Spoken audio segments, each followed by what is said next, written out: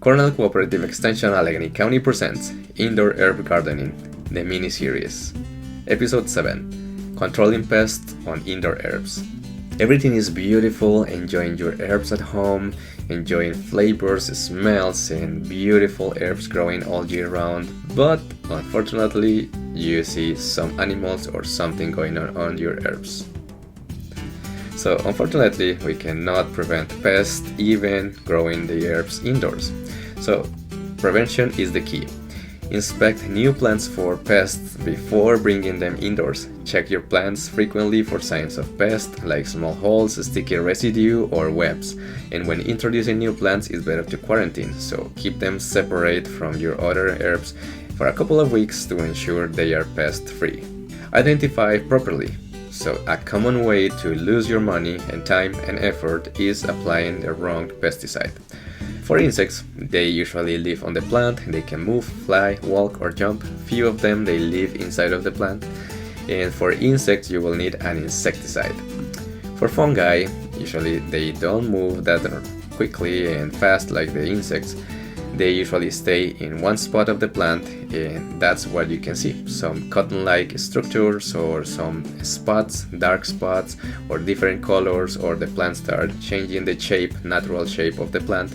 So for these ones, you need fungicide.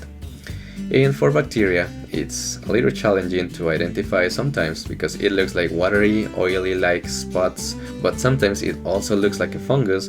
So in that case, you will need a bactericide. So to identify properly, you don't need to be an expert. If you're having a hard time identifying, just contact your local Cooperative Extension office and we are always happy to help.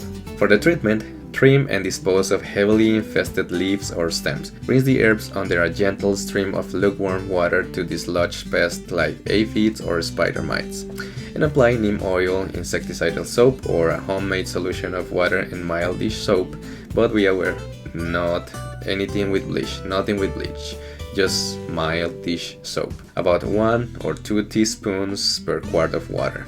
And that's easy for some of the pests, for example for aphids.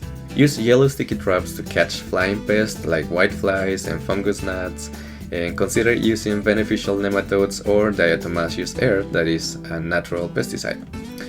Move infested herbs away from healthy ones to prevent the spread. Use biological products. One example is BT, Bacillus thuringiensis, to control pests naturally and safely.